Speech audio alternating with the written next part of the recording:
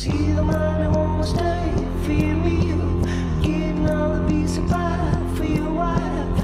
Everybody wanna know how it feels. Everybody wanna see what it's like.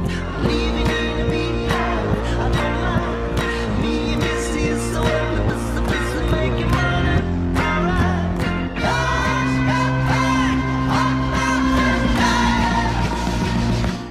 Greenback Boogie.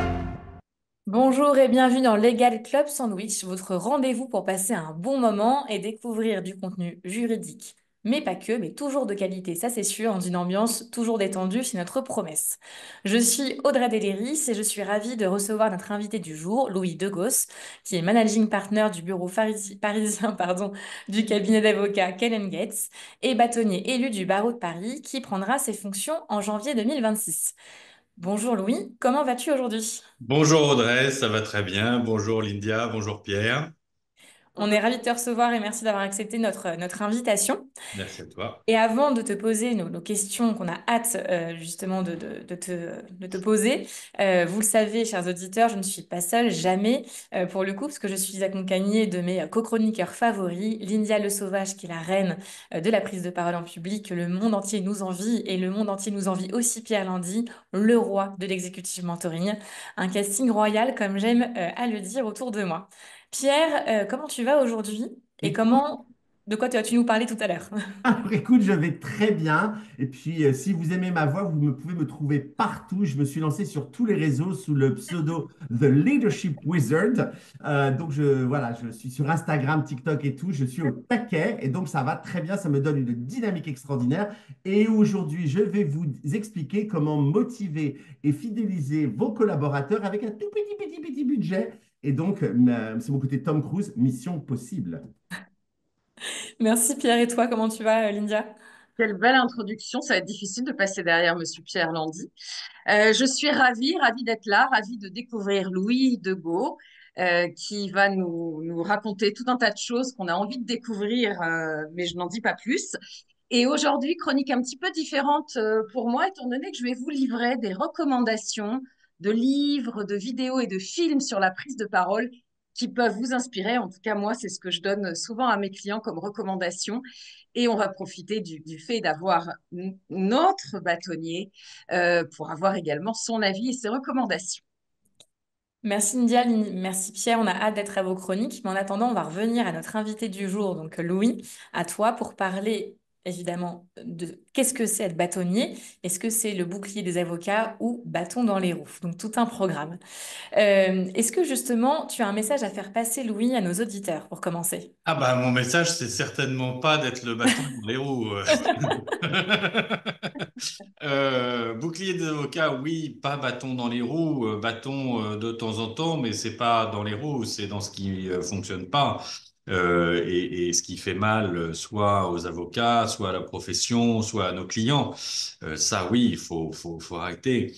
Mais mon message, c'est plutôt un message de défendre les avocats, de défendre la profession, de défendre le service de droit, le service juridique, la justice. Et puis, parce qu'on arrive aussi dans une période très particulière, de défendre l'état de droit, les libertés publiques, des choses que nous, les professionnels du droit, les avocats, ben, on connaît quand même un petit peu. Et si nous ne disons rien, ben, il me semble que, y a pas grand monde non plus qui puisse dire quelque chose. Enfin, pas l'exclusivité de la parole, mais la parole des avocats, n'est pas assez entendue. Elle devrait l'être un peu plus. Voilà, c'est ça mon message. Merci pour du coup cette belle entrée en matière. On va évidemment te poser plein de questions pour comprendre ce que tu fais aussi au quotidien. Est-ce que tu peux d'ores et déjà te présenter à nos auditeurs pour expliquer qui tu es avant tout? Oui, bah, bien sûr. Alors moi, je suis un avocat, hein, ça va de soi. Je suis l'associé gérant, le managing partner, comme on dit, tu l'as dit, Audrey, d'un cabinet d'origine américaine qui a été créé effectivement au départ. C'est la fusion de plusieurs cabinets, mais par Bill Gates, mais le numéro 2, celui qu'on connaît là actuellement, c'est le numéro 3. Le Donc papa de Bill alors. Ok. voilà, le petit informaticien qu'on connaît actuellement, c'est le numéro 3. Et donc Voilà, moi je pratique dans le contentieux. Euh, Contentieux parfois un peu bizarre, hein. Je fais du contentieux judiciaire, mais je fais du contentieux arbitral, je fais de la médiation, je fais des modes alternatifs, ces choses-là. Et puis j'ai toujours aussi participé à la profession, à l'organisation de la profession. Donc j'ai été membre du Conseil de l'ordre, j'ai été ensuite membre du Conseil national des barreaux, et puis j'ai été ensuite même membre du Conseil européen, des barreaux européens. Donc voilà, et j'ai un peu fait pas mal de mandats dans la profession, ce qui me donne une bonne vision. Et puis j'ai été élu donc bâtonnier en décembre dernier pour prendre mes fonctions en janvier 26 pour 26 et 27, qui sont précisément aussi des années importantes, je trouve, parce qu'en 26, ben, ça sera les élections municipales et le barreau de Paris, il y a des choses à faire avec la mairie de Paris. Puis en 27, ce sera un peu plus important que des élections d'avocats aussi. J'ai peut-être pas besoin de rappeler qu'il y aura des grosses élections. Et donc, moi, j'ai monté les affaires publiques quand j'étais au Conseil de l'ordre à Paris. Et je me suis assez vite aperçu que le meilleur moyen de se faire entendre, c'est de parler aux politiques lorsqu'ils sont candidats.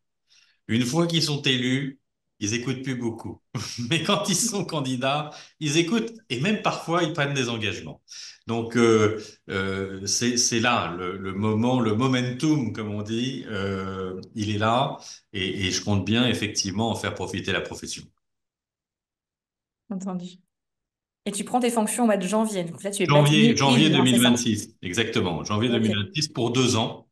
Voilà. Alors, bâtonnier, oui, juste un petit mot pour ceux et celles qui connaîtraient pas trop, parce que le bâtonnier, c'est un truc un peu particulier en fait.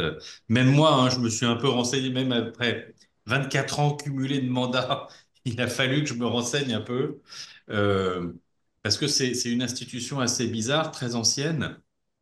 Ouais, Avant, elle a été créée quand et comment, du coup? je crois qu'on sait pas trop bien D'accord. on sait pas trop bien le dater, mais on parle de 1380, enfin fin 14e, quoi. Ah ouais, carrément. Oui, oui, on est, voilà, c'est vieux, c'est très corporation à l'époque, hein, on doit imaginer ça. Et donc, effectivement, bâtonnier, c'est un peu, bah, c'est la justice cléricale aussi. Hein. C'est pour ça qu'on a une robe noire, on a les 33 boutons, l'âge du Christ, et on est habillé comme étaient habillés les clercs à l'époque. Hein.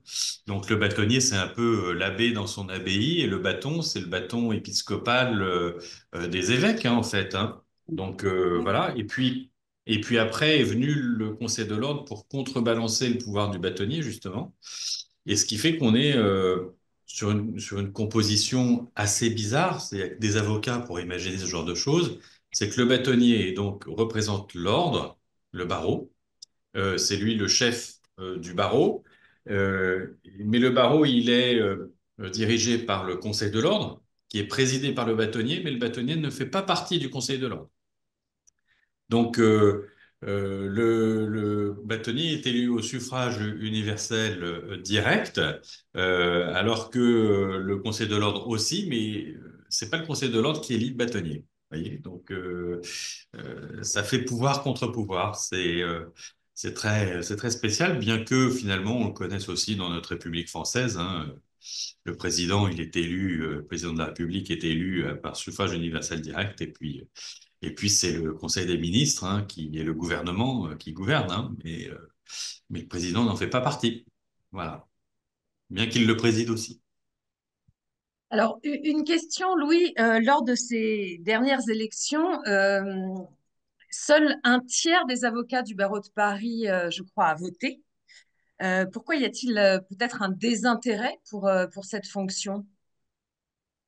Oui, alors c'est vrai que c'est pas au lors des dernières élections, c'est à chaque élection, on est à peu près au tiers. Donc ça se maintient, si j'ose dire, dans des chiffres qui sont pas terribles.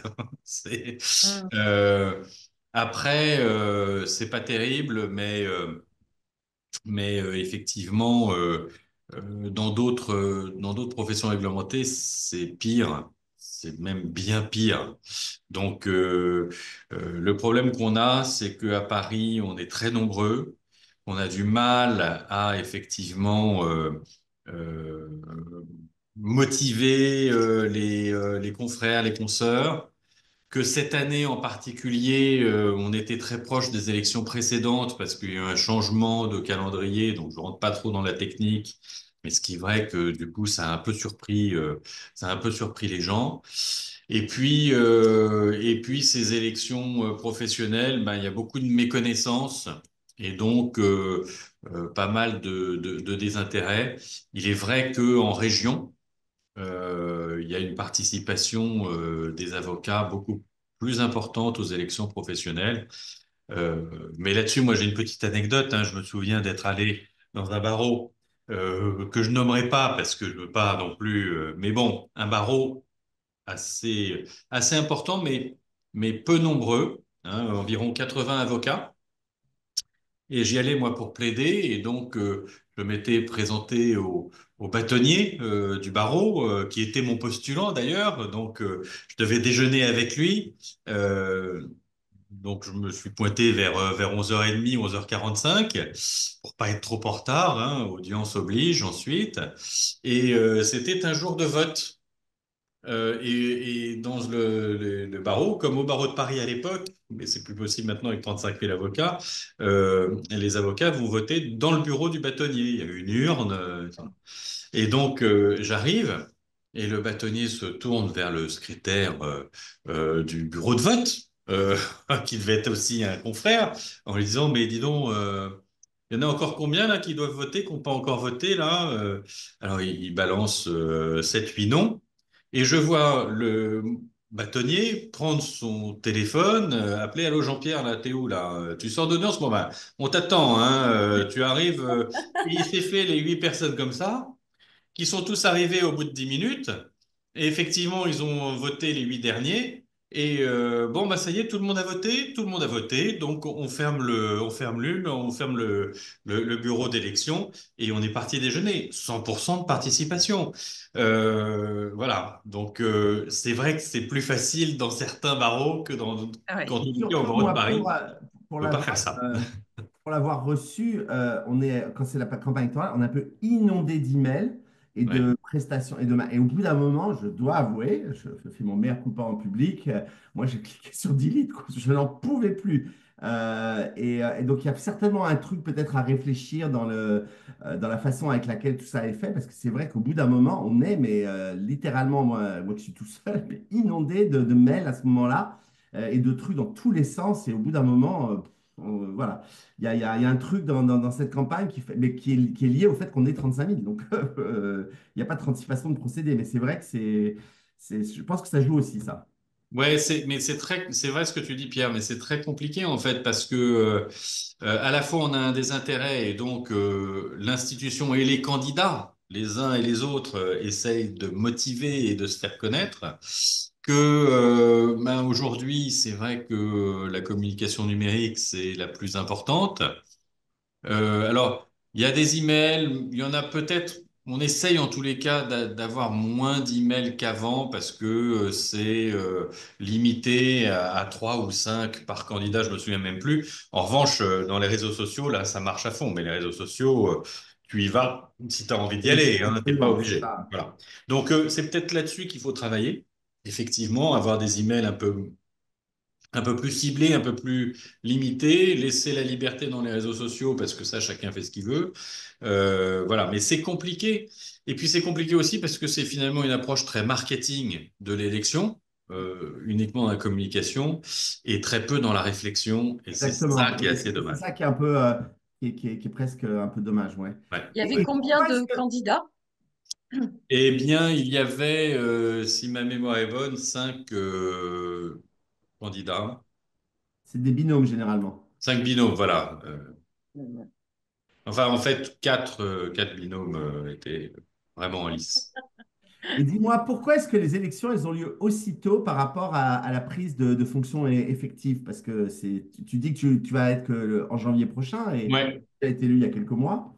ouais. C'est vrai qu'il y a cette période qu'on appelait une période de Dauphinat. euh, qui est assez importante. Alors, maintenant, on dit plus Dauphina. D'abord, ça fait un peu royal, au, royal au bar, hein, puisque c'est le club sandwich. Donc voilà, mais on dit bâtonnier élu parce que avant, c'était un Dauphinat parce qu'il y avait une élection de confirmation. C'est-à-dire qu'en fin d'année, là, il aurait fallu qu'il y ait une nouvelle élection où je serais, avec ma vice-bâtonnière Karine de Nobanteux, nous serions que les seuls candidats à être reconfirmés. Donc c'était encore un vieux truc. Mais donc ça, c'est abandonné. Alors, il reste un an j'allais dire, parce qu'il y a que 2 ans de mandat. Et du coup, un an de préparation, bah, c'est ce qu'il faut pour permettre d'être immédiatement opérationnel, si j'ose dire, au 1er janvier. Moi, j'avais présenté un rapport il y a une bonne dizaine d'années, qui avait été repris d'ailleurs assez récemment, pour porter le mandat du bâtonnier à 3 ans au lieu de 2 ans, et du coup d'avoir une période de tuilage de 6 mois uniquement. Dans le sens où si on est 3 ans en poste, on a déjà plus le temps de faire les choses. Mais là, comme on a que 2 ans, ben finalement, un an de tuilage, je peux te dire que ça passe rapidement. Euh, on a beaucoup de projets et en fait, ces projets, tout ce qu'on a promis de faire, il faut le faire pendant l'année de préparation parce qu'une fois qu'on est en poste, ça n'arrête pas. On gère l'imprévu. Donc, gérer le prévu, c'est maintenant. Gérer l'imprévu, c'est une fois en poste. Et l'imprévu, on va en avoir en 2026-2027, vu le contexte politique. Et justement, on parlera juste après des enjeux que tu as en tant que futur bâtonnier élu et en pleine préparation. Est-ce que tu peux nous dire ce que c'est le quotidien bah, du bâtonnier, justement? Que fait un bâtonnier au quotidien? Alors, le bâtonnier au quotidien, il y a plein de choses à faire, mais c'est très dans le happening permanent, en fait, hein. Il y a un petit côté, d'abord, il y a un gros côté, effectivement, presse, communication, réaction, journaliste. Dès qu'un ministre de l'Intérieur, un ministre de la Justice fait une déclaration, il est souvent demandé aux bâtonniers de réagir. Lorsque, de même, dans un contexte politique, des parlementaires font une loi, proposition de loi, narcotrafic, etc., et demander de réagir. Donc, il y a tout un aspect actualité qui fait effectivement déjà un pan important de l'activité du bâtonnier qui doit porter la voix des avocats. Et moi, je tiens à effectivement pouvoir remplir ce rôle. Ensuite, il y a le rôle de l'actualité, on va dire, plutôt professionnelle. Donc là, malheureusement, on a des incidents, on a des problèmes dans la profession. 35 000 avocats, c'est la ville c'est une bonne ville quand même. Et donc, effectivement, un avocat qui a un accident, les avocats qui ont des accidents aussi de la vie, hein, voilà, on a pas mal de choses comme ça à gérer, des litiges entre avocats et clients.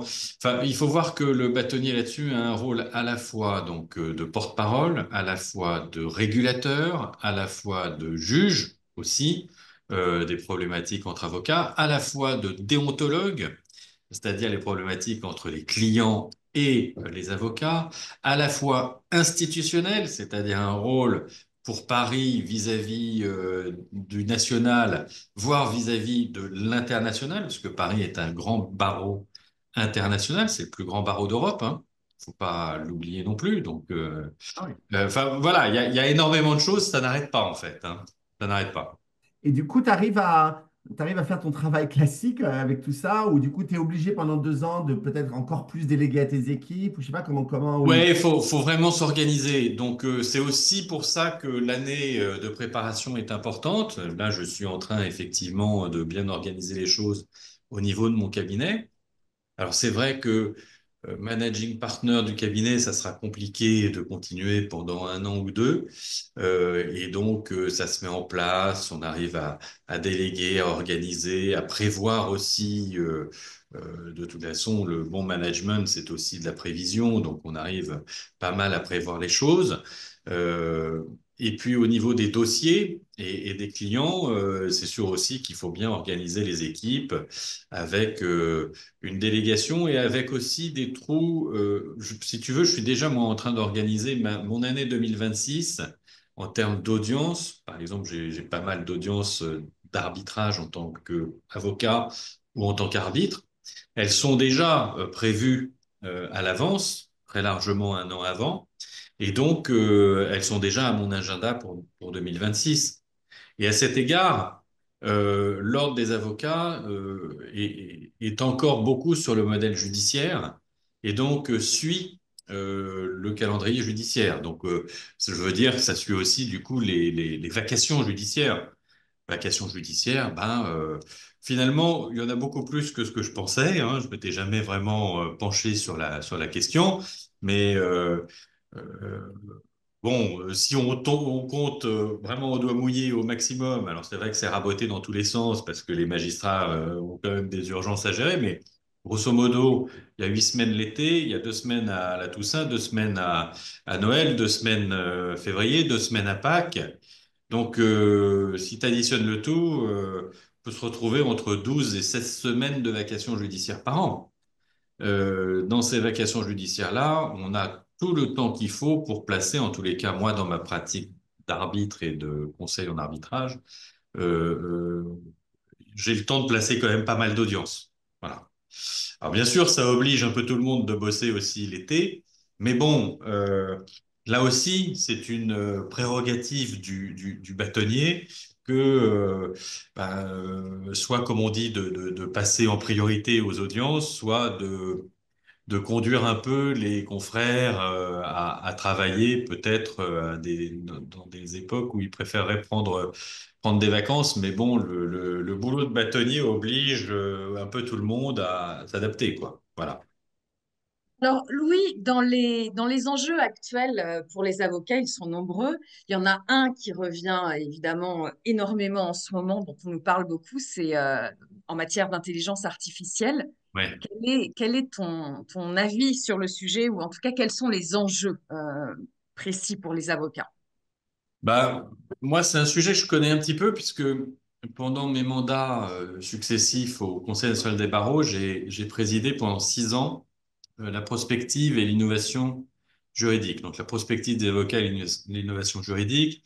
Donc, tout ce qui est legal tech, intelligence artificielle, puis intelligence artificielle générative sont des sujets que j'ai pu étudier très en amont, en fait. Donc, donc là-dessus, j'ai une vision assez claire de ce que l'on pourrait faire et de ce qu'il faudrait faire. Moi, je trouve que ce qui a été commencé par le bâtonnier en exercice, Pierre Hoffman, qui est une sorte d'initiation à l'intelligence artificielle générative pour les avocats, c'est une bonne chose. Je trouve que les réflexions qui ont été conduites, même avant, au niveau de la profession sur les legal tech, c'est aussi une bonne chose. Mais il manque quelque chose de très important qui est la formation et l'information des avocats eux-mêmes. Autrement dit, on a beaucoup de choses sur le marché et en fait, on a beaucoup d'offres sur le marché de la part des éditeurs de l'informatique, si j'ose dire, hein, du côté de l'offre.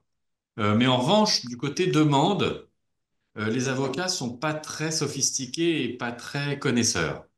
Ce qui fait que on se retrouve avec des avocats qui se disent soit je vais voir le train passer sans moi et donc il y a une certaine angoisse ou inquiétude, sans aller jusqu'à une angoisse existentielle, soit on a des avocats qui dépensent beaucoup d'argent finalement en se disant bah, je prends tout parce que je sais pas ce qu'il faut prendre.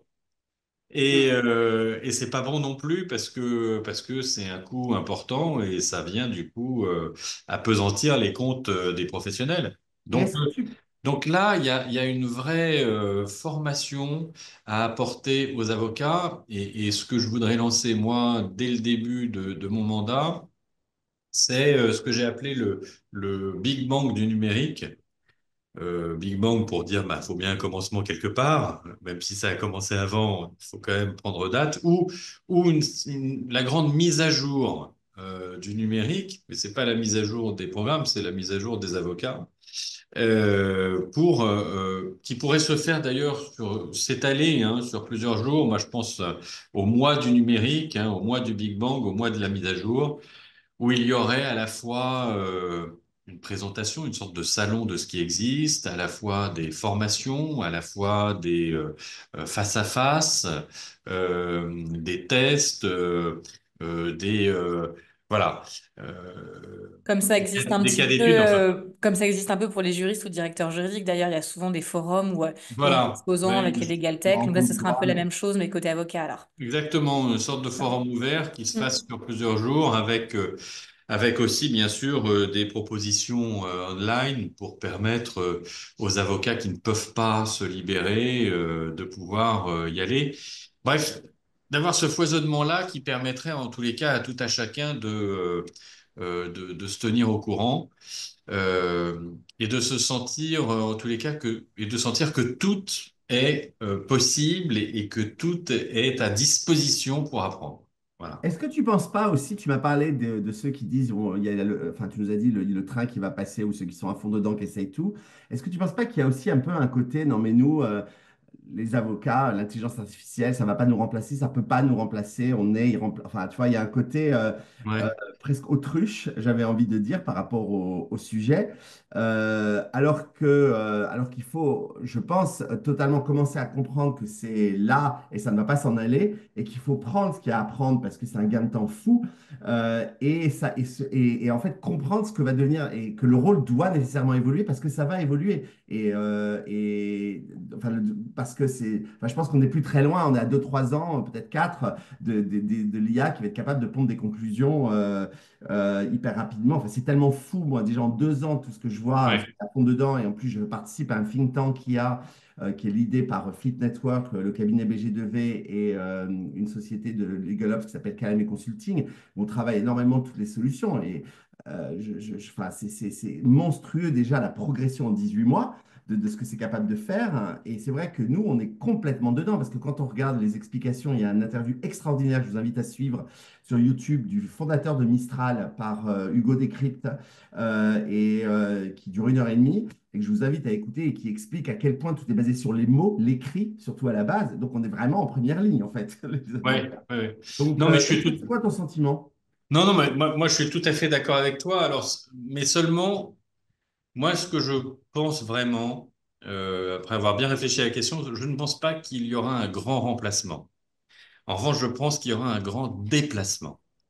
C'est-à-dire que, c'est-à-dire qu'il y a certaines activités, effectivement, qui sont faites actuellement humainement par des avocats et surtout, et c'est là où ça va être problématique, surtout par des jeunes avocats Exactement. euh, qui vont se déplacer parce que l'intelligence artificielle, notamment générative, va pouvoir suppléer cette tâche-là et que du coup, ça va aussi créer d'autres tâches. Moi, il y a plusieurs choses pour répondre à cette problématique. Je me souviens quand j'avais étudié un peu la question au début, surtout de l'intelligence artificielle générative, il y a quelques années déjà, j'avais vu et j'avais discuté avec des informaticiens qui disaient oui, mais en fait, bon, voilà, c'est la révolution numérique, c'est la révolution de l'intelligence artificielle, donc c'est un petit peu comme la révolution industrielle de la fin du 19e siècle. Alors la révolution industrielle, elle a remplacé le muscle. La révolution de l'intelligence artificielle, forcément, elle va quand même remplacer du cerveau. Ça, c'est clair. Mais, euh, mais d'un autre côté, la révolution industrielle, ben, les cochers des fiacres et autres à Paris se sont dit, on va être remplacés par la voiture. Et véritablement, ils se le sont dit. Mais en fait, ils n'ont pas été remplacés par la voiture. La voiture, elle a remplacé les chevaux, pas remplacé les cochers. Donc, les cochers, en revanche, ils ont dû se déplacer. Ils sont aperçus qu'en se mettant au volant d'une voiture, ça suffisait pas de faire U pour que ça avance.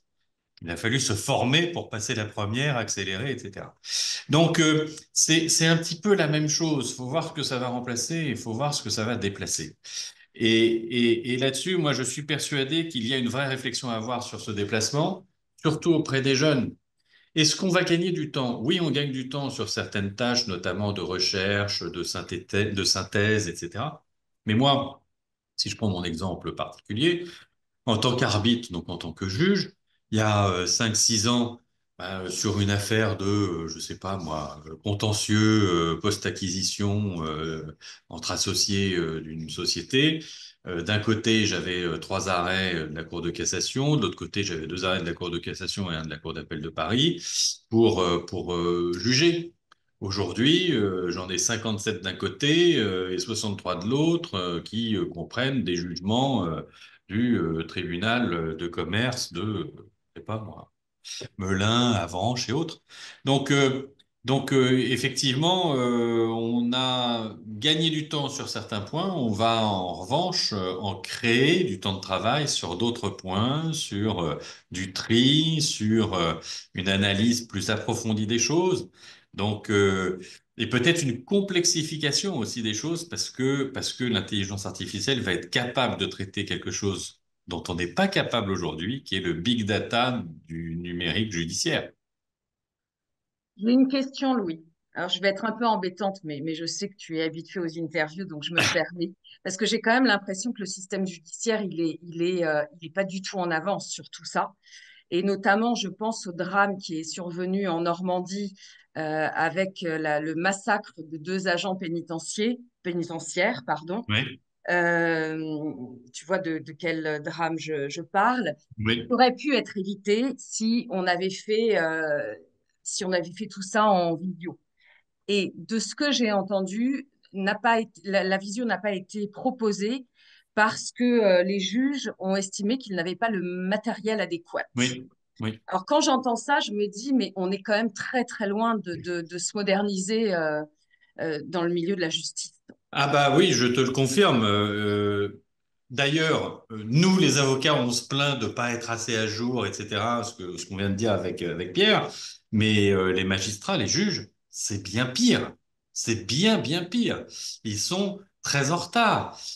Il suffit, parce qu'on va pas avoir le temps de tout dire Oui, aujourd'hui, mais il suffit de se reporter pour ceux qui ont vraiment envie de se documenter là-dessus. Il y a eu un rapport du Sénat du 18 décembre dernier, donc c'est assez récent, sur justement l'IA, la transformation numérique pour les professionnels du droit. Donc le Sénat français s'intéresse aux professionnels du droit, donc ça serait pas mal de le lire quand même. Et là-dessus, on voit très très bien que les magistrats se plaignent d'être très en retard. Et alors, eux, ils ont peur de quoi? Les avocats, ils ont peur de voir passer le train, d'être dedans ou pas être dedans. Les magistrats, ils ont peur d'être complètement lâchés par les avocats, qui, eux, les avocats, auraient des moyens et de l'intelligence numérique, alors que eux, les magistrats, n'auraient pas de moyens du tout et seraient complètement, effectivement, abandonnés. Donc, il y a un vrai problème pour la justice, en tous les cas, donc pour le judiciaire, hein, parce que le juridique, c'est oui, autre chose, mais oui, oui. pour le judiciaire, il y a un vrai problème de finances publiques, ouais, et Bah, de c'est Ça moyens de fait la justice. vraiment ton mandat entre les élections, ce ouais. sujet d'intelligence artificielle et tout ça. Je crois que c'est vraiment, s'il y a un moment pour être bâtonnier, là, franchement, tu as bien choisi ton timing. Hein, Oui, oui, oui, ouais, bah, ça fait partie du choix, effectivement. ouais, ouais. Ah non, c'est bien vu parce que là, On a des choses à faire, oui. il y en a des choses. Et puis ça pose de grosses questions. Pardon, je réponds à une question qui n'est pas posée, mais quand même, je voudrais le dire en tant que bâtonnier, ça pose quand même de grosses questions éthiques hein, et donc déontologiques. Ne serait-ce que le secret professionnel, tout dire à une machine pour qu'ensuite elle puisse s'en servir, parce que le moindre prompt, c'est aussi un cas d'usage pour l'intelligence artificielle. La moindre information donnée dans une question pourrait être resservie ensuite par l'intelligence artificielle qui fait ses propres classifications. Donc, le secret professionnel, pas de conflit d'intérêt pour les machines, hein, qui peuvent qui peuvent un jour conseiller monsieur et le lendemain conseiller madame dans le Eh cadre du oui, même divorce. un Euh, conflit d'intérêts, oui. pas d'indépendance, pas d'indépendance. Qui contrôle la machine? Alors même qu'on sait aujourd'hui que l'intelligence artificielle peut avoir son propre intérêt et donc s'autonomiser aussi. Et puis, même plus loin, est-ce que l'intelligence artificielle, conformément à une summa divisio qu'on connaît bien en droit français, c'est une chose ou c'est une personne? Aux États-Unis, ils commencent à penser que c'est plutôt une personne, mais eux, ils n'ont pas la summa divisio des biens et des personnes, res et persona, comme nous. Ben, tout ça pose de super questions, hein. Moi, j'adorerais un jour être le premier avocat qui plaide pour une intelligence artificielle qui aura commis une infraction. Tu Ou reviendras, Louis, qu'on à ce accusera moment-là. d'avoir commis une infraction plutôt. Et merci Louis, en tout cas, c'est vrai que c'est passionnant. On a 10 milliards de questions à te poser. On en a encore un petit peu à te poser, mais comme tu le sais, on a des chroniques et je me Eh dois oui, de laisser la parole d'abord à Lydia pour sa chronique et ensuite à Pierre. Donc je vous demande tous de rester évidemment tout oui pour écouter ces super chroniques qui nous attendent. Et ensuite, on revient à toi, Louis, pour quelques questions complémentaires avant avec de plaisir. vous laisser déjeuner. Alors, on va commencer par la chronique de Pierre Non, et de l'India. de Lydia, pardon, du coup. On se trompe à chaque fois. Donc, c'est le Allez, mais tour de tu es Lydia. passionné, tu sais plus où tu en es. Exactement. Voilà, donc à toi de jouer, Pierre, pour envoyer le jingle de Lydia, s'il te plaît.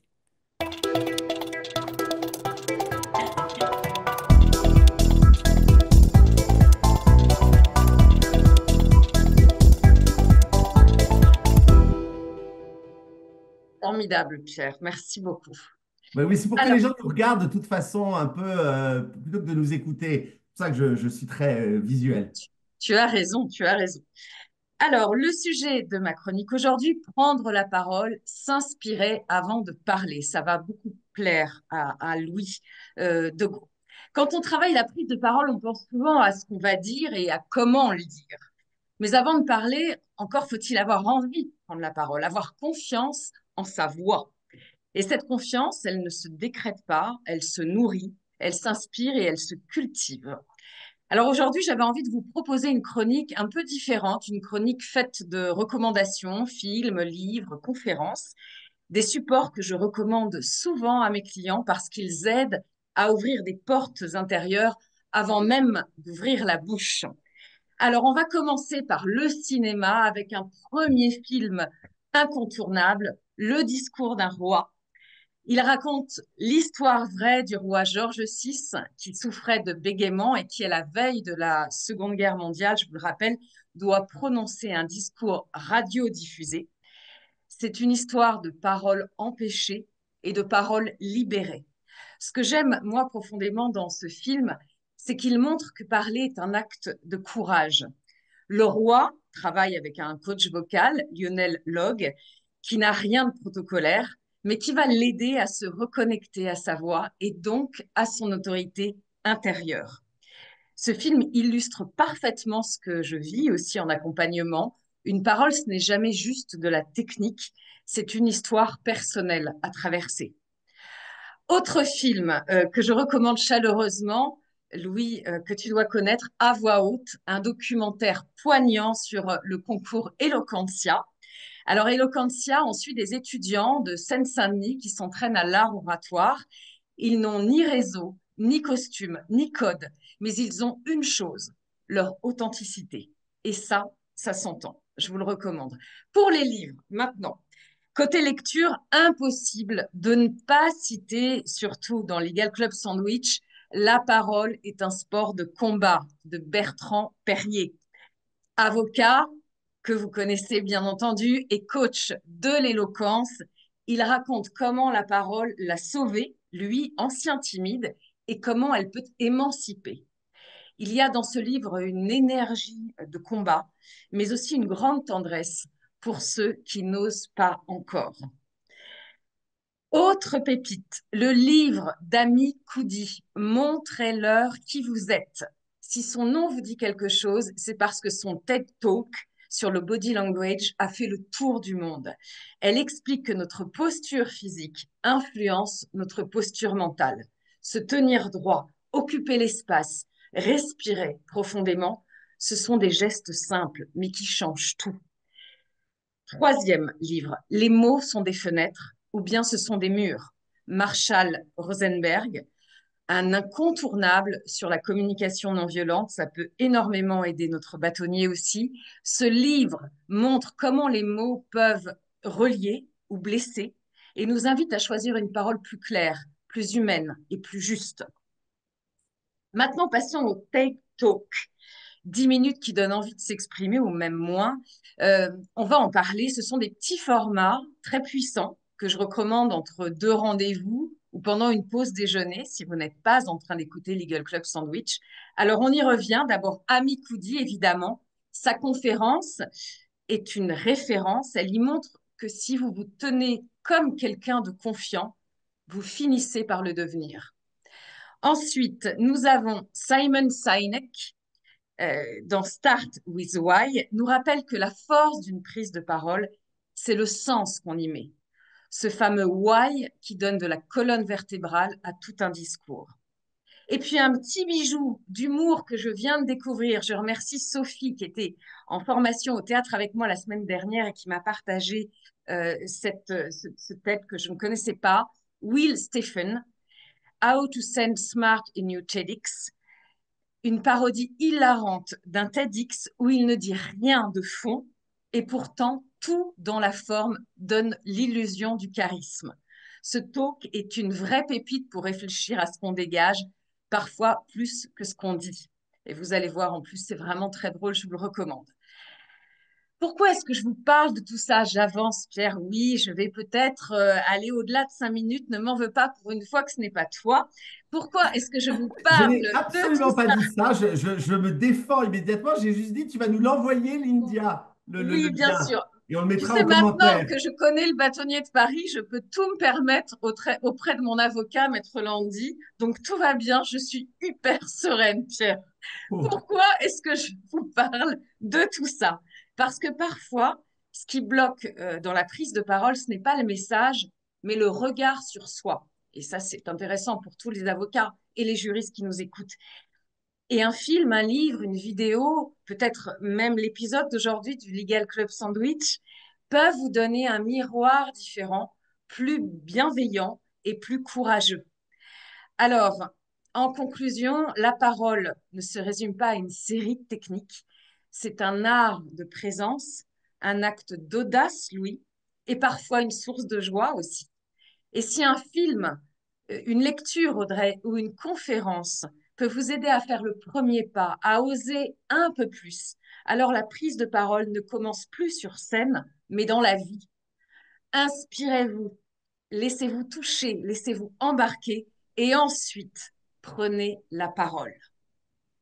Merci. Merci Lindia, c'est très inspirant, ça donne envie Bravo. d'aller voir toutes ces conférences. Merci beaucoup. Évidemment, on vous partagera dans le résumé du podcast toutes ces références que tu nous as partagées. Et maintenant, sans transition aucune, après cette merveilleuse chronique de Lindia, je vous propose de retrouver celle de Pierre, qui va s'auto-lancer avec son propre jingle. À toi de jouer, Pierre. Je m'auto-lance. Bonne chance, Pierre. Do.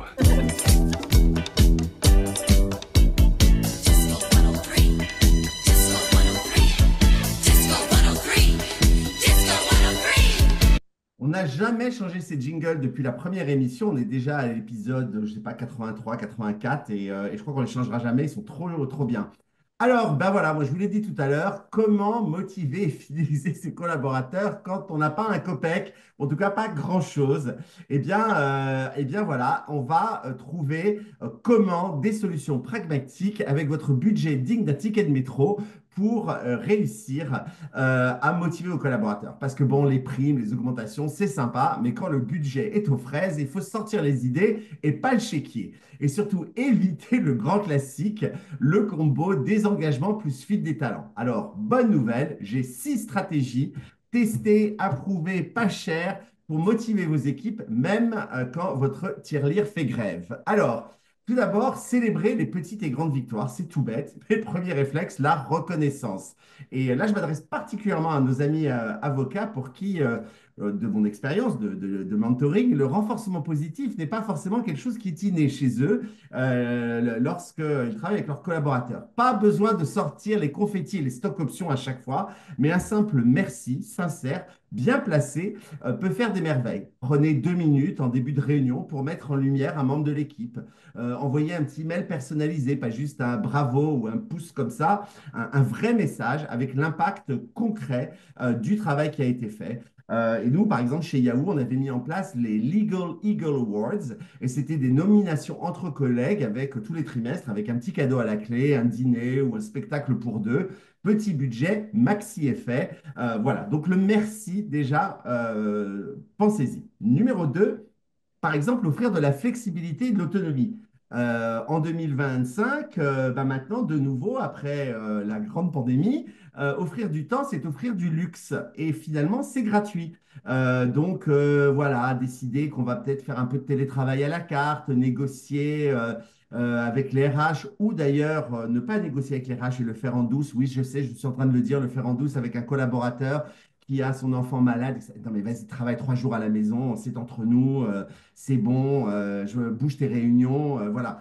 Pourquoi? Bah, simplement parce que cette semaine-là, votre collaborateur, elle n'arrive pas à tout gérer, il y a l'enfant qui est malade, etc. C'est bon, vous donnez un peu de temps, c'est pas, ça va pas vous coûter grand-chose et vous vous arrangez pour que ça passe et surtout, bah, ça va les aider. Et puis, laissez les gens gérer leur projet de A à Z. La confiance, c'est motivant, l'autonomie, c'est motivant. On en a parlé plein de fois ici. L'important, c'est d'arriver à Z. La personne ne va peut-être pas faire de la même manière que vous, mais l'important, c'est le résultat. Et vous savez, chez Cisco, eh bien, ils ont une flexibilité quasi totale. Il n'y a pas d'obligation de présence au bureau. Et il y a eu une hausse de la satisfaction et de la productivité énorme. Donc voilà, bon, chacun trouve comment l'organiser, mais voilà. Numéro 3, miser sur le développement personnel. Alors, former, c'est fidéliser, point final. Un collaborateur qui progresse, c'est un collaborateur qui reste. Donc, parfois, vous n'avez pas de quoi mettre en place une augmentation, et je le comprends totalement, parce qu'une augmentation, elle est là pour rester, ça va se renouveler tous les mois. Mais par contre, une formation, eh bien, ça, c'est un cost one time, et ça peut, du coup, avoir un énorme effet. Donc, déjà, vous pouvez aussi mettre en place un programme de mentorat, par exemple, un collaborateur en droit commercial qui va être mentoré par un partenaire en droit social parce que c'est quelque chose qui l'a toujours intéressé. Ça peut voilà, l'aider à se développer ou simplement encourager vos collaborateurs à prendre du temps pour écouter des MOOC, des podcasts, des formations gratuites. Chez Fleet Network, on a plus de 100 formations French Lawyers in Tech pendant l'année. Encouragez les membres de vos équipes à aller à ces petits déjeuners, prendre le temps de se former. Voilà. Et puis pour les top performers, eh bien, dégager un mini budget formation. Genre, par exemple, hashtag publicité, je suis obligé de les annoncer, faites une formation de prise de parole en public au théâtre ou de processcom avec Lydia Le Sauvage ou un top performer, donnez-lui un executive mentor pour progresser, par exemple. Moi, par exemple, chez Yahoo, eh bien, une année, on m'a envoyé, alors on sait que je suis un fan de Disney et que je suis passé par le leadership, eh bien, on m'a envoyé au Disney Leadership Institute en Californie, passer 5 jours de formation sur le leadership aux méthodes Disney. Et voilà, bah, c'était voilà, quelque chose d'extraordinaire qui m'est resté, dont je parle encore aujourd'hui, 15 ans après. Et donc voilà. Quatrième moment, quatrième tips, créer des moments de convivialité. On sous-estime souvent le pouvoir du café partagé. Un bon climat de travail peut faire autant d'effets qu'une augmentation. Donc, organiser des déj d'équipe où chacun amène un plat si vraiment vous n'avez pas une thune. Sinon, faites des after-work à petit prix, des rituels maison, genre la battle de playlist. Nous, encore chez Yahoo, on avait la chanson du vendredi où chacun envoyait la chanson la plus ringarde possible à toute l'équipe, le clip vidéo le plus ringard. Bref, voilà, chez Google, on connaît les Thank God It's Friday Meetings, c'est détendu, informel, mais tout ça, ça soude et ça ne coûte pas une fortune. Mes deux derniers, je suis sûr que mes camarades sont en train de s'activer sur le chat, mais mes deux derniers conseils. Numéro 5, donner du sens de l'impact. Bon, bah, le sens du travail, c'est le carburant de la génération actuelle. Pas besoin de changer le monde, mais montrer que ce qu'on fait a du poids, ça fidélise. Donc voilà, voyez comment vous pouvez leur donner du sens. À Disneyland Paris, eh bien, nous avions des journées qui étaient organisées pour faire des actions solidaires. J'ai moi-même été planter des courgettes dans une ferme en Belgique, dans un, voilà, pour une association qui recevait des jeunes à la rue. Et donc, il y avait un jardin, et voilà, j'avais été planter mes tomates ou mes auberges, je ne sais plus trop. Bref, je l'avais fait, et c'est vrai que ça donne du sens. Sixième et dernier conseil, écoutez, mais écoutez vraiment. Le feedback, ce n'est pas que pour les ressources humaines. Faites des sondages anonymes réguliers, faites des skip levels, je l'ai dit plein de fois, c'est-à-dire ne parlez pas uniquement à la personne qui manage des salariés, mais descendez dans la hiérarchie. Si vous êtes managing partner, par exemple, n'écoutez pas que les partenaires, allez faire des cafés avec les collaborateurs tout en bas, les plus jeunes. Ça va vous donner un vrai sentiment de ce qui se passe vraiment dans l'entreprise ou dans le cabinet d'avocats. Organiser des groupes de discussion, un petit déjeuner une fois par mois, ça permet d'avoir plein d'informations très utiles et souvent ça peut venir de la base. Donc voilà, vous avez vu, quand on n'a pas un gros budget, eh bien la créativité, ça peut servir, ça peut vous aider à faire vibrer une équipe, ayez de la reconnaissance, de la flexibilité, un peu de sens, beaucoup d'écoute. Vous pouvez fidéliser sans dépenser une fortune. Alors voilà, et souvenez-vous surtout que la raison numéro une qui fait partir les collaborateurs ou les salariés, c'est votre management direct, c'est le manager direct. Et ça, Audrey, en tant que recruteuse, pourra le confirmer, bien souvent avant l'intérêt du job ou l'argent. Donc, vraiment, prenez le temps de faire les choses bien. Voilà. Merci beaucoup Pierre pour ces conseils très pratiques et je te remercie parce qu'on avait parlé de plein de choses en ces 80 quelques épisodes. On avait parlé de Loana, de talons aiguilles, de plein de choses, de cucurbitacées, de moulures, de plein de choses. Si vous ne voyez pas de quoi je veux parler, Merci de regardez le tous les voir. épisodes. Et aujourd'hui, nous avons parlé de courgettes. Donc je te remercie pour Je vous cette en prie. mention. Et si vous voulez savoir à quoi Audrey fait référence, vous cherchez Legal Club Sandwich, Laurent Tari, qui était le General Counsel de Payfit, et vous écoutez les 10 premières minutes, vous allez comprendre ce qui s'est passé à cet épisode en particulier qui reste épique pour nous trois, mais on ne vous en dit pas plus, il faut le découvrir. En tout cas, merci Pierre, Lindia, pour ces chroniques toujours très pratiques et toujours très enthousiastes. Et avant de se quitter, on va quand même poser quelques questions, vraiment pas beaucoup, mais quelques-unes qui nous tiennent à On cœur a à toi, Louis, beaucoup. notamment sur les anecdotes, parce que comme vous le savez, dans le Legal Club Sandwich, on adore les anecdotes, on ne peut pas s'en passer.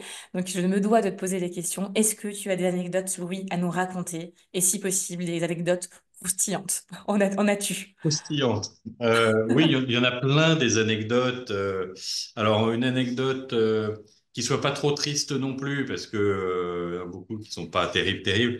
Non, je me souviens. Alors moi, je l'ai pas vécu moi-même, mais je me souviens quand je suis arrivé au Conseil de l'Ordre que un plus ancien m'avait dit, écoute, on a parfois à faire pour le bâtonnier des opérations un peu de médiation, mais un peu voilà, in vivo, si j'ose dire, en direct. Et effectivement, ben voilà, il me raconte une anecdote assez, à la fois croustillante, en tous les cas, surprenante. C'est un jour, on reçoit à l'ordre un coup de fil d'un cabinet d'avocats, d'associés de cabinet d'avocats qui nous disent on est enfermé dans notre salle de réunion. Et on ne peut pas en sortir parce qu'un de nos associés est sorti, nous a enfermés dans la salle de réunion et il est tout nu au cabinet et il est en train d'ouvrir aux clients et les secrétaires savent pas comment faire, les collaborateurs non plus, personne n'ose l'approcher. Donc il a fallu envoyer quelqu'un et ce quelqu'un est arrivé et a vu effectivement. Et donc toute l'histoire, c'est que la réunion d'associés s'est très mal passée et que au bout d'un moment, cet associé-là a dit quoi, vous voulez me foutre à poil? Et il a commencé à se déshabiller. Vous voulez me mettre à poil? Et voilà, donc c'était une question d'argent naturellement. Et il s'est mis tout nu et il les a enfermés dans leur salle de réunion. Alors ils avaient leur téléphone. Et puis effectivement, il est resté. Voilà, il a fallu donc maîtriser un peu le côté un peu forcené du, du, du confrère qui, enfin voilà, ça se passait mal entre associés. Donc comme quoi, les réunions d'associés qui se passent mal, bah, quelquefois, ça tourne aussi un peu plus qu'au vinaigre, mais à une salade plus ou moins digeste. Voilà une petite anecdote. Ah, mais elle est exceptionnelle, Louis, elle n'est pas petite, elle Elle est est Incroyable. géniale. Et il y avait une impressionnante. autre. Non, vas-y Pierre, excuse-moi. On a l'impression qu'on verrait que ça dans une série américaine et on dirait qu'ils Oui, vont vraiment trop loin, quoi. Ah oui, Vraiment. oui, la réalité dépasse la fiction parfois. oui, Oui, exactement. oui, oui. Il y avait une Euh, anecdote que tu m'avais racontée quand on avait préparé l'émission très rapidement, parce que je crois que Pierre, tu as une question après, sur un cabinet d'avocats qui avait du mal à recruter. Ah oui, alors Il n'est ça, pas c'est passé beaucoup par plus. fait légal et grosse erreur, mais en tout cas, tu avais pu Oui, l'aider ou quelqu'un, en alors tout cas le bâtonnier non, avait pu l'aider, je non, crois. mais effectivement beaucoup plus récent, mais ça fait partie aussi des engagements de campagne que qu'on a pris et de faciliter effectivement, en tous les cas, les premières embauches des jeunes avocats ou des jeunes élèves avocats qui arrivent dans la profession et qui ont du mal à trouver. Et c'est vrai que c'est de plus en plus dur. Et alors, assez bizarrement, les cabinets aussi ont du mal à trouver. Donc la rencontre ne se fait pas. Et là, j'avais recueilli le témoignage pendant la campagne, là, donc il y a quelques mois, de confrères, pas très nombreux, mais qui me disait, ça fait 6 mois qu'on cherche un collaborateur, on trouve pas, ou une collaboratrice, peu importe. Et puis ils me disent, et puis on a vu quelqu'un, ben, comme toi, Audrey, en fait, une belle-sœur, ou je ne sais plus, une cousine, qui est un peu dans le recrutement, et a vu le cabinet, qui a vu ce qu'il faisait, qui dit, bah non, c'est nickel, il n'y a rien à dire. Et puis en la raccompagnant au taxi ou à sa voiture, elle passe par la cour de l'immeuble, elle voit qu'il y a un rack à vélo dans la cour de l'immeuble. Et là, elle dit aux deux confrères associés de ce cabinet, elle dit, bien sûr, dans l'annonce, vous mettez qu'il y a un rack à vélo. Voilà, ils disent, bah non, pas du tout. On dit qu'on cherche en contentieux commercial ou que sais-je, en ceci, en cela, en restructuring. Bon. Et non, non, non, non, ça, vous abandonnez tout. Vous mettez rack à vélo. Et ils l'ont fait. Ils l'ont fait et ils m'ont dit dans les 48 heures, ils ont eu au moins deux réponses, alors qu'ils n'avaient rien eu pendant 6 mois. Et finalement, ils ont embauché l'un des deux qui a expliqué qu'effectivement, c'était sa philosophie de vie à lui, en tous les cas, qui se trimballait qu'en vélo et que, en revanche, il faut qu'il y ait un rack à vélo dans la cour parce qu'il s'est fait piquer déjà 3 fois de son vélo. Et voilà. Et donc, effectivement, ce sont ces petites choses à côté, si vous voulez, c'est vrai, en réfléchissant un peu à la chose, tous les collaborateurs sont avocats ou élèves avocats, se doutent bien qu'on va les recruter pour être avocats, pas pour être chef pâtissier. Donc, est-ce que ça sert véritablement de dire on veut recruter un avocat qui est avocat? Est-ce que finalement, avoir ces à côté-là, donc, j'appelle ça le rack à vélo parce que j'ai trouvé que c'était assez extra, mais il y a d'autres à côté que le rack à vélo. Il y a la proximité des transports en commun, il y a la proximité de service à la personne. J'imagine que des Le avocats télétravail par an, par éventuellement certains exemple, jours. pourraient. Pardon, Pierre, J'ai ouais, dit le mais télétravail certains jours le éventuellement. télétravail, voilà, un tas d'autres, voilà, tous les à côté qui sont très importants et structurants aussi pour la vie de tous les jours. Et voilà, donc petite anecdote sur, du coup, moi j'appelle ça toujours le rack à vélo. Quel est le rack à vélo que vous allez vendre à vos Excellent. collaborateurs? Hein, ça fait un peu suite à la chronique de Pierre. Quel est finalement Eh oui, voilà, quel est le rack à vélo que vous allez vendre à vos collaborateurs pour qu'ils se disent, bah voilà, c'est un petit truc en plus qui me facilite la vie. le petit truc en plus, ouais, tout à Alors fait. moi, j'ai une dernière question parce que je vois l'heure et Lydia qui s'agite en bougeant les bras dans tous les sens et en hurlant au scandale, machin, elle a faim et qu'elle veut aller manger son kebab, donc je le comprends. Mais donc, N'importe quoi. Ça risque pas avec moi. j'ai quand même. Je sais parce qu'elle est végétarienne pour la petite histoire, c'est pour ça que c'est drôle. Donc, non, j'ai une question plus sérieusement, on va dire sérieux. Moi, donc, je suis des deux côtés de la barrière, même si j'ai fait 25 ans de ma carrière en entreprise et que j'ai fait la passerelle pour devenir avocat, formidable outil d'ailleurs. Mais il y a quand même un truc qui me chiffonne, c'est cette histoire de legal privilege, d'avocat en entreprise, qui quand même est un véritable frein je trouve, aux carrières internationales des juristes d'entreprise français, Ouais. que ça inquiète notamment les anglo-saxons de savoir que les avis des juristes ne sont pas protégés, voire même qu'ils peuvent être récupérés par les autorités, etc. Quelle est ta position, Louis? Parce que là, pour le coup, tu parlais de rencontrer les candidats, ça va être le moment d'en remettre une couche sur le sujet. Donc, quelle est un peu ta position? Ah bah, Ok. tout à fait d'accord avec toi, hein, Pierre. Pour moi, c'est un point très important. Moi, je suis très favorable à la confidentialité de la vie des juristes. J'irais même plus loin, hein. Moi, on pouvait réfléchir vraiment à l'avocat en entreprise, ce serait pour avoir vraiment la même chose que ce qu'ont les juristes de common law, ce serait quelque chose de très important. Mais commençons déjà par la confidentialité de la vie des juristes d'entreprise. C'est à la fois une problématique de concurrence, de compétition pour les juristes français que nous sommes, et donc aussi pour la mobilité professionnelle, comme tu l'as fait, Pierre. C'est-à-dire qu'on peut être avocat, repartir en entreprise, repartir en cabinet. Enfin voilà, pour moi, c'est différents modes d'exercice en réalité. Donc oui, c'est super important au niveau international, mais aussi c'est une plaie au niveau interne, hein. Moi, j'ai des anciens collaborateurs qui me disent, le problème, c'est que du jour au lendemain, quand tu arrives en entreprise, tu peux plus rien écrire. Parce que si tu laisses une trace, ben, ça pourra se retourner contre toi. Alors que on est là pour conseiller l'entreprise, on est là pour conseiller ce qu'on appelle même le client interne, c'est-à-dire les décideurs d'une entreprise ont besoin de leurs conseils internes que sont les juristes. Et si les juristes ne peuvent pas conseiller en interne librement et sans être sûr que ça pourra être retenu contre la boîte, c'est aussi un grand désavantage économique et juridique.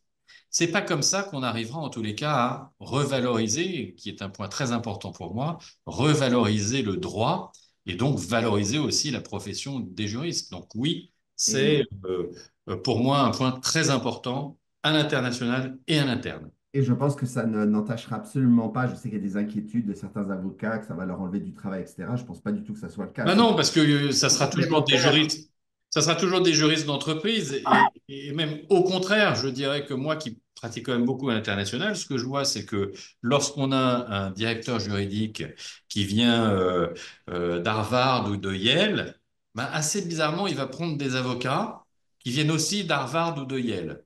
Vous voyez? Alors que si effectivement on a plus de directeurs juridiques et plus de responsables juridiques qui sont franco-français, si j'ose dire, en tous les cas civilistes, eh bien effectivement, ils iront plus naturellement aussi s'adresser à des avocats qu'ils ont pu connaître à la fac, à l'université, en tous les cas qui font partie des mêmes systèmes juridiques qu'eux. Donc c'est un point qui est plutôt positif pour nous, en fait. Entièrement d'accord. Double thumb up. Et merci Louis, et je crois que Lindia, tu voulais clôturer l'émission avec quelques mots. Alors oui, je voulais clôturer avec, j'adore les campagnes électorales, Louis, et il se trouve que j'accompagne parfois des élus et j'adore ça. Et je vais retenir une chose que tu as dit tout à l'heure, je pense qu'il va m'accompagner et qui va peut-être aussi vous interpeller, parler aux politiques quand ils sont candidats, parce qu'après, quand ils sont élus, ils ne vous écoutent plus beaucoup. Et enfin, Louis, pour définir quel était le rôle vraiment du bâtonnier, c'est porter la parole des avocats et comme on l'a dit tout à l'heure, porter la parole des avocats, ça va être un sport de combat. Oui, oui. Alors, beau combat, Louis, très beau combat, et nous, on reste à tes côtés. Voilà. Merci beaucoup. Merci à vous trois pour ces encouragements, pour cette émission. C'était très sympathique et j'espère que ça plaira. Et en tous les cas, je reste à votre disposition, moi aussi. Merci Louis en tout Super, cas pour merci. ta participation et merci à mes co-chroniqueurs de folie comme d'habitude, Linda et Pierre. Et on vous dit à très bientôt pour une nouvelle émission du Lega Club Sandwich. À bientôt! C'est Bientôt. parti. See the money won't stay.